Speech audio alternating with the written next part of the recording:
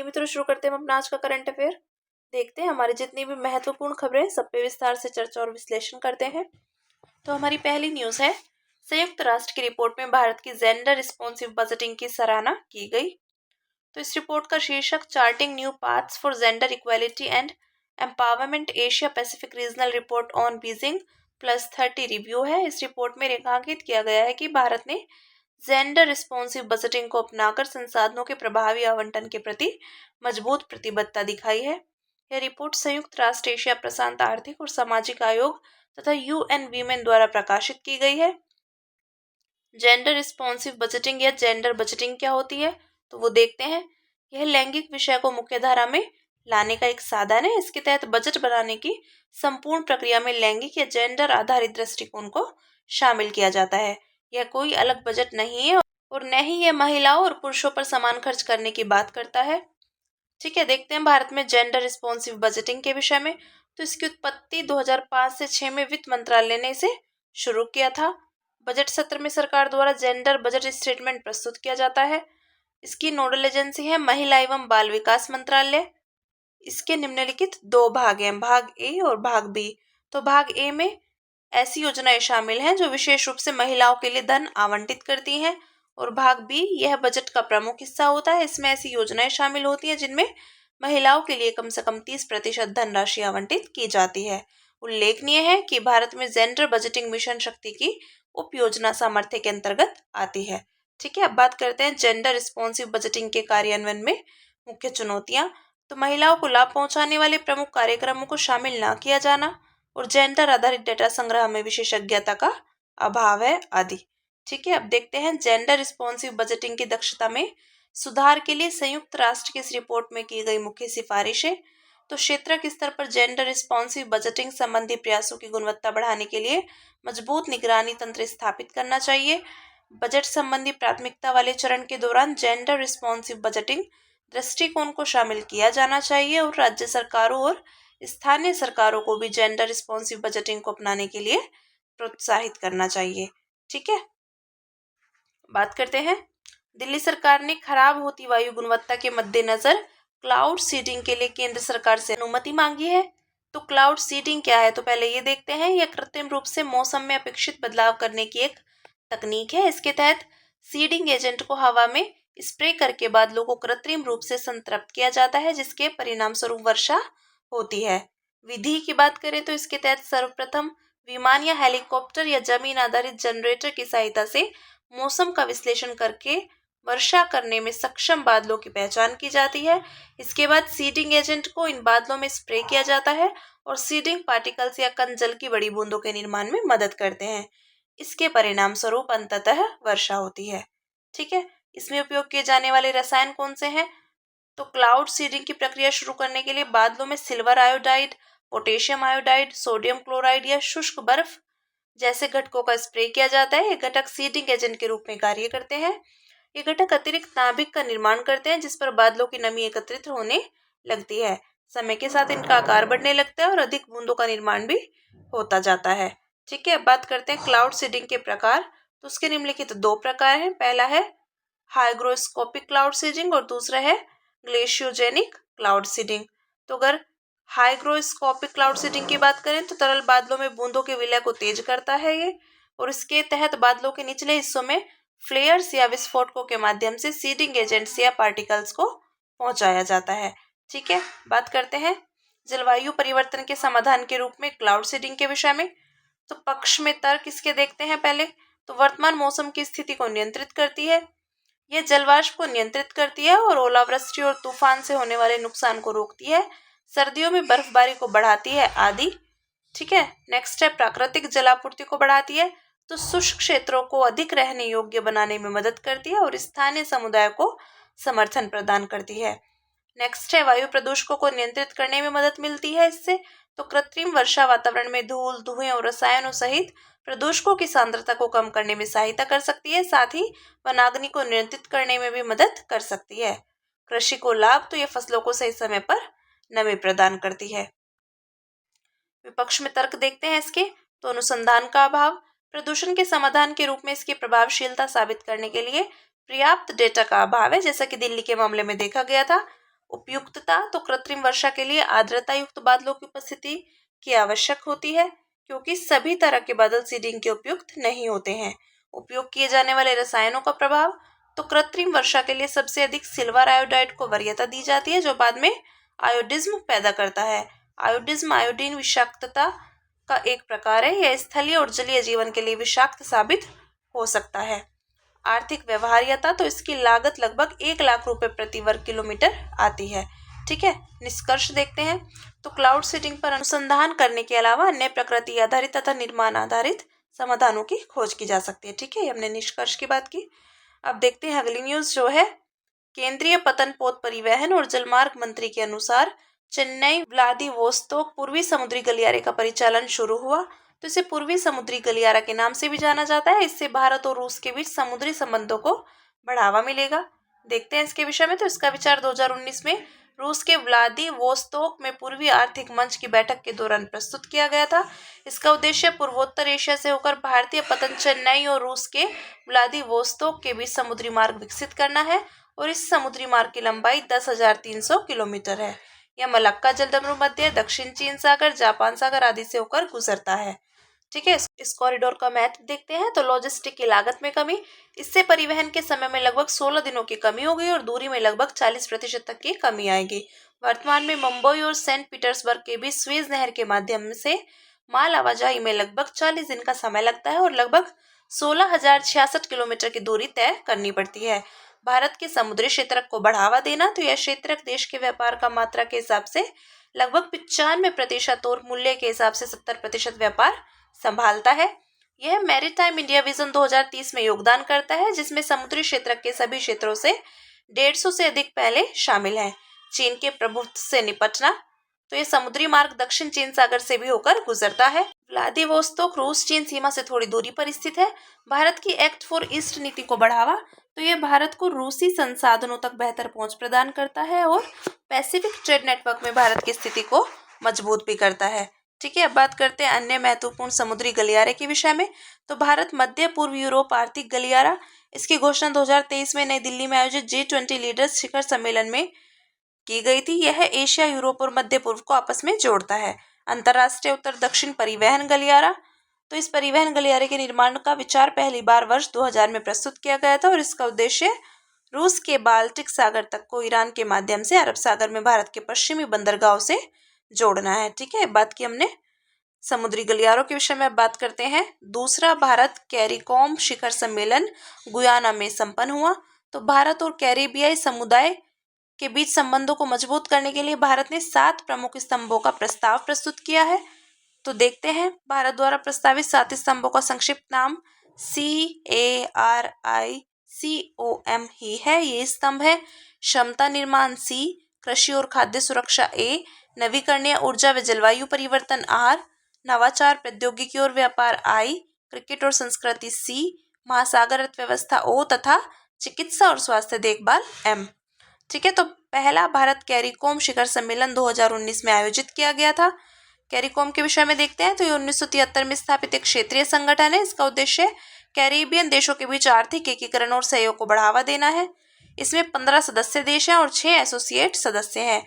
इसके सदस्यों में एंटीगुआ और बारबुडा, बहामास, बारबाडोस, बेलीज आदि शामिल हैं। भारत के लिए कैरिकॉम का महत्व देखते हैं।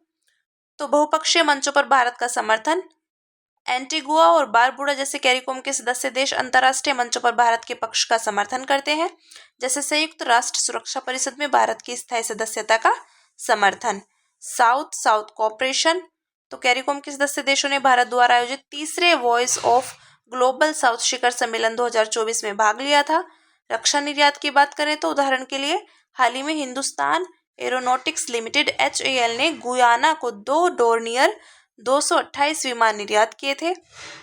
जलवायु कार्यवाही और ऊर्जा सुरक्षा में सहयोग, तो उदाहरण के लिए सूरीनाम अंतर्राष्ट्रीय सौर गठबंधन में शामिल हुआ है। अब देखते हैं अन्य दृष्टि से महत्व। तो कैरिकॉम देश भारत के लिए लैटिन अमेरिका में प्रवेश द्वार के रूप में कार्य करते हैं। दोनों पक्ष आपदा रोधी क्षमता बढ़ाने में सहयोग कर रहे हैं, जैसे आपदा रोधी अवसंरचना के लिए गठबंधन। त्रिनिदाद और टोबैगो जैसे कैरिबियन देशों में बड़ी संख्या में प्रवासी भारतीय रहते हैं आदि। ठीक है, ये बात की हमने अन्य दृष्टि से महत्व के विषय में। अब बात करते हैं प्रधानमंत्री आवास योजना ग्रामीण के 8 साल पूरे हो गए। तो प्रधानमंत्री आवास योजना ग्रामीण को ग्रामीण विकास मंत्रालय ने 2016 में शुरू किया था। इसके विषय में देखते हैं। इसका उद्देश्य आर्थिक रूप से कमजोर वर्ग यानी ईडब्ल्यूएस सहित समाज के सबसे गरीब वर्गों को आवास उपलब्ध कराना है। योजना का प्रकार है, यह एक केंद्रीय प्रायोजित योजना है। इसका मुख्य लक्ष्य है मूलतः 2023 से 24 तक 2.95 करोड़ घरों का निर्माण पूरा किया जाना था। 2 करोड़ और घर बनाने के लक्ष्य के साथ इस योजना को वित्त वर्ष 2024 से 29 तक बढ़ा दिया गया है। इसके लिए 3,06,137 करोड़ रुपए का कुल परिव्यय निर्धारित किया गया है। घर का स्वामित्व तो अनिवार्य रूप से परिवार की महिला मुखिया को दिया जाता है। पात्रता मानदंड तो सामाजिक, आर्थिक और जातिगत जनगणना 2011 के अनुसार बेघर परिवार और कच्चे मकान वाले परिवार।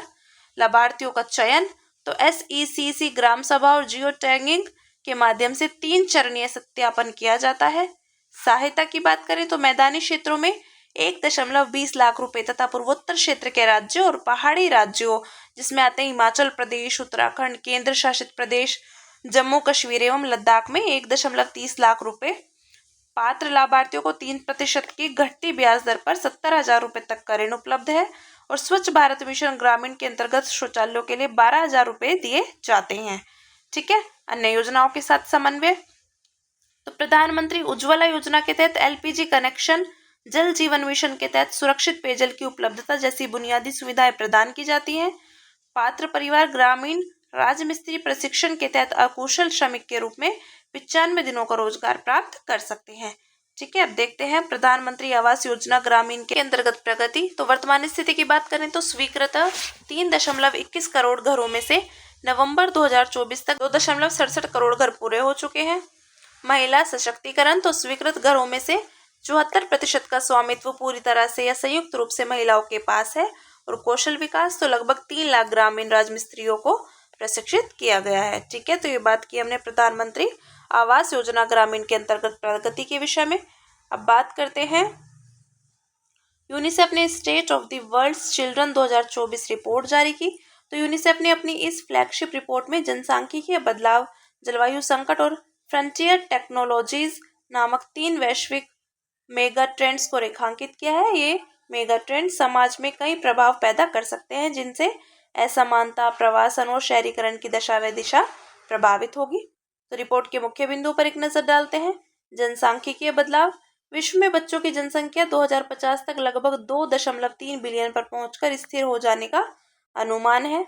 भारत में 2050 तक बच्चों की संख्या 350 मिलियन होगी। यह विश्व में बच्चों की संख्या का 15% होगी। जलवायु जोखिम तो दुनिया के लगभग आधे बच्चे यानी 1 बिलियन बच्चे ऐसे देशों में रहते हैं जो जलवायु और पर्यावरण से जुड़े अधिक खतरों का सामना कर रहे हैं। यूनिसेफ के बाल जलवायु जोखिम सूचकांक 2021 में भारत 26वें स्थान पर था। सूचकांक के अनुसार बच्चे जलवायु के अधिक खतरों का सामना कर रहे हैं। फ्रंटियर टेक्नोलॉजीज तो आर्टिफिशियल इंटेलिजेंस जैसी फ्रंटियर टेक्नोलॉजीज का सभी तक लाभ पहुंचाने में डिजिटल डिवाइड बड़ी चुनौती साबित हो रहा है। उच्च आय वाले देशों में 95% से अधिक लोग इंटरनेट से जुड़े हुए हैं, वहीं कम आय वाले देशों में केवल 26% लोग इंटरनेट से कनेक्टेड हैं। ठीक है। देखते हैं रिपोर्ट में की गई मुख्य सिफारिशें। तो योजना जलवायु संकटों से निपटने की रणनीतियों को स्थानीय योजना निर्माण और अवसंरचनाओं से एकीकृत करना चाहिए। इनमें स्कूल, स्वास्थ्य देखभाल सेवा जैसी अवसंरचनात्मक प्रणालियां शामिल है। नवीकरणीय ऊर्जा तो नवीकरणीय ऊर्जा में निवेश बढ़ाना चाहिए और 2030 तक उत्सर्जन में 43% की कटौती करने के लिए समाधानों को बढ़ावा देना चाहिए। नीतिगत सुधार तो डिजिटल प्लेटफॉर्म्स पर बच्चों के अधिकारों की रक्षा के लिए कानून बनाने चाहिए। साथ ही इन कानूनों में डिजिटल प्लेटफॉर्म से जुड़े अपराध को शामिल करना चाहिए तथा प्रौद्योगिकी विकास के लिए नैतिक दिशा निर्देश अपनाना आदि शामिल होने चाहिए। ठीक है। इसी के साथ बात करते हैं अन्य सुर्खियों के विषय में, जिसमें हमारी पहली न्यूज़ है शीतलहर यानी कोल्ड वेव्स। हाल ही में राष्ट्रीय जलवायु परिवर्तन और मानव स्वास्थ्य कार्यक्रम ने शीतलहर पर कुछ राज्यों को सलाह जारी की। NPCCHH केंद्रीय स्वास्थ्य एवं परिवार कल्याण मंत्रालय के तहत कार्य करता है। शीतलहर के विषय में देखते हैं तो ये एक प्रकार की मौसमी परिघटना है। यह पृथ्वी से कम ऊंचाई पर वायुमंडल में बहुत ही कम तापमान के कारण उत्पन्न होती है। भारत मौसम विज्ञान विभाग ने निम्नलिखित स्थितियों को शीतलहर के रूप में वर्गीकृत किया है। तो मैदानी क्षेत्र में न्यूनतम तापमान 10 डिग्री सेल्सियस से कम या इसके बराबर होना और पहाड़ी क्षेत्रों में न्यूनतम तापमान 0 डिग्री सेल्सियस से कम या इसके बराबर होना। ठीक है, प्रभाव की बात करें तो शीतदंश या अन्य बीमारियों का खतरा बढ़ना, हीटर जैसे उपकरणों या अन्य हीटिंग साधनों की वजह से खर्चे बढ़ना और गरीबों का अधिक प्रभावित होना। ठीक है, ये बात की शीतलहर के विषय में। अब देखते हैं JQRCP प्लेटफॉर्म के विषय में। तो शोधकर्ताओं ने HIV का बेहतर तरीके से पता लगाने के लिए एक नवीन तकनीक विकसित की। इसके लिए G quadruplex topology targeted reliable conformational polymorphism platform का उपयोग किया गया है। Human immunodeficiency virus type 1 HIV-1 एक रेट्रोवायरस है। यह एक्वायर्ड इम्यूनो डिफिशियंसी सिंड्रोम यानी एड्स बीमारी के लिए उत्तरदायी है। JQRCP प्लेटफॉर्म के विषय में देखते हैं तो इसके विकासकर्ता Jawaharlal Nehru Centre for Advanced Scientific Research Bengaluru ने इसे विकसित किया है। इस प्लेटफॉर्म को बैक्टीरिया और वायरस सहित अलग अलग डीऑक्सीराइबोन्यूक्लिक एसिड और राइबोन्यूक्लिक एसिड आधारित रोगजनकों का पता लगाने के लिए अपनाया जा सकता है। यह एक फ्लोरोमेट्रिक जांच विधि है। फ्लोरोमेट्रो की उत्सर्जित प्रतिदीप्ति प्रकाश के माप के रूप में परिभाषित किया गया है। प्रतिदीप्ति विकिरण को अवशोषित करने के बाद दृश्य प्रकाश छोड़ने की कुछ रसायनों की क्षमता होती है। ठीक है, ये बात की हमने JQRCP प्लेटफॉर्म के विषय में। बात करते हैं बम साइक्लोन के विषय में।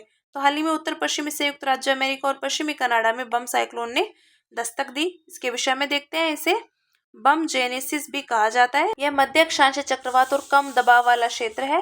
ये 24 घंटे की अवधि में तेजी से प्रबल हो जाता है।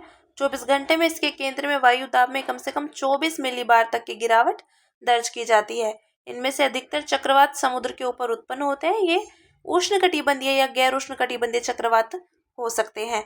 ये चक्रवात आमतौर पर ब्लिजार्ड से लेकर प्रबल झंझावात और भारी वर्षा के साथ आगे बढ़ते हैं। ठीक है, इस बात की हमने बम साइक्लोन के विषय में। अब देखते हैं AI डाटा बैंक।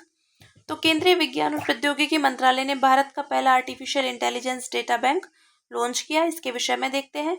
इसका उद्देश्य है यह शोधकर्ताओं, स्टार्टअप्स और डेवलपर्स को उच्च गुणवत्ता वाले विविध डेटा सेट प्रदान करेगा। इससे व्यापक और समावेशी AI समाधान के विकास में मदद मिलेगी।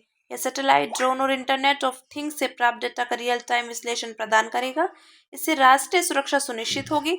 यह डेटा बैंक आपदा प्रबंधन और साइबर सुरक्षा के पूर्वानुमान हेतु डेटा विश्लेषण में AI का उपयोग करने के भारत के लक्ष्य के अनुरूप है। ठीक है, बात करते हैं भूनीर पोर्टल के विषय में। तो हाल ही में केंद्रीय जल शक्ति मंत्रालय ने भारत जल सप्ताह 2024 के दौरान भूनीर पोर्टल लॉन्च किया। इसके विषय में देखते हैं। इसका उद्देश्य राष्ट्रीय और राज्य स्तर पर भूजल संसाधनों के प्रबंधन एवं विनियमन के लिए वन स्टॉप प्लेटफॉर्म के रूप में कार्य करना। इसे केंद्रीय भूजल प्राधिकरण ने राष्ट्रीय सूचना विज्ञान केंद्र के सहयोग से विकसित किया है।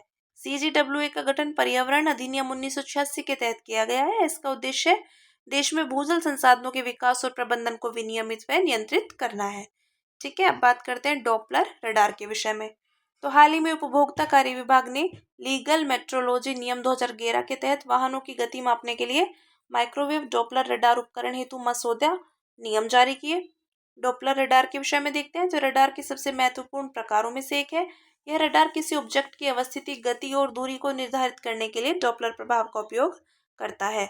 डॉपलर प्रभाव स्रोत और प्रेक्षक के बीच सापेक्ष गति के दौरान तरंग आवृत्ति में होने वाले परिवर्तन को व्यक्त करता है। उपयोग की बात करें तो मौसम विज्ञान, मौसम पैटर्न को ट्रैक करना, विमानन, हवाई यातायात को ट्रैक करना और सैन्य विमानों और मिसाइलों को ट्रैक करना आदि है। ठीक है, अब बात करते हैं एंटीबायोटिक्स के विषय में। तो हाल ही में केंद्रीय विज्ञान और प्रौद्योगिकी मंत्री ने प्रतिरोधी संक्रमणों के लिए पहला स्वदेशी एंटीबायोटिक नेफिथ्रोमाइसिन लॉन्च किया। इसके विषय में देखते हैं। तो ये वे रासायनिक पदार्थ हैं जो कृत्रिम रूप से और कुछ सूक्ष्म जीवों द्वारा उत्पादित होते हैं। इनका रोग पैदा करने वाले सूक्ष्म जीवों को मारने या उनकी वृद्धि को रोकने के लिए दवाओं के रूप में उपयोग किया जाता है। मनुष्य और पशुओं के लिए इनकी विषाक्तता कम होती है। पशुओं में सूक्ष्मजीवी संक्रमण की जांच के लिए इसे पशुओं के चारे के साथ मिलाया जाता है। साथ ही वे बैक्टीरिया से होने वाले संक्रमण के विरुद्ध काम करते हैं, न कि वायरल संक्रमण के खिलाफ। वायरस में वह कोशिका भित्ति नहीं होती जिस पर एंटीबायोटिक्स द्वारा हमला किया जाता है। इस कारण एंटीबायोटिक्स का वायरस पर कोई प्रभाव नहीं पड़ता है। कुछ एंटीबायोटिक्स के उदाहरण हैं स्ट्रेप्टोमाइसिन, टेट्रासाइक्लिन और एरिथ्रोमाइसिन आदि। ठीक है, अब बात करते हैं जलवायु परिवर्तन प्रदर्शन सूचकांक CCPI 2025 के विषय में। तो जलवायु परिवर्तन प्रदर्शन सूचकांक 2025 थिंक टैंक जर्मन मोच, न्यू क्लाइमेट इंस्टीट्यूट और क्लाइमेट एक्शन नेटवर्क इंटरनेशनल ने संयुक्त रूप से जारी किया। सूचकांक में पहले 3 स्थान पर कोई देश नहीं है। डेनमार्क चौथे स्थान पर है। सूचकांक में भारत 10वें स्थान पर है। और जलवायु परिवर्तन प्रदर्शन सूचकांक के विषय में देखते हैं तो यह सूचकांक विश्व के सबसे बड़े कार्बन उत्सर्जकों की वैश्विक ग्रीन हाउस गैस उत्सर्जन में कमी, नवीकरणीय ऊर्जा, ऊर्जा उपयोग और जलवायु नीति के मामले में प्रगति को ट्रैक करता है। ठीक है, इसमें 63 देशों और यूरोपीय संघ की रैंकिंग की जाती है। ठीक है, ये बात की जलवायु परिवर्तन प्रदर्शन सूचकांक के विषय में। बात करते हैं, सुर्खियों में रहा व्यक्तित्व है डॉक्टर हरिकृष्ण मेहताब। तो डॉक्टर हरिकृष्ण मेहताब की 125वीं जयंती मनाई गई और इन्हें उत्कल केसरी के नाम से भी जाना जाता है। यह एक स्वतंत्रता सेनानी, राजनीतिज्ञ, इतिहासकार, लेखक, समाज सुधारक और पत्रकार थे। अगर इनके योगदान की बात करें तो इन्होंने असहयोग आंदोलन, नमक सत्याग्रह आदि में सक्रिय रूप से भाग लिया था। इन्हें ओडिशा को भारत संघ में शामिल करने में महत्वपूर्ण भूमिका निभाई थी। ये स्वामी विवेकानंद, रामकृष्ण परमहंस और महात्मा गांधी जैसी हस्तियों से प्रभावित थे। 1946 से 1950 तक ओडिशा के मुख्यमंत्री भी रहे थे। मूल्य है इनके दृढ़ संकल्प, नेतृत्व आदि। ठीक है, तो ये बात की हमने डॉक्टर हरिकृष्ण मेहताब के विषय में। तो हमारी जितनी भी आज की मुख्य खबरें थी सब पे हमने विस्तार से चर्चा और विश्लेषण किया। अब इसी के साथ मिलते हैं कल अपनी नई खबरों के साथ।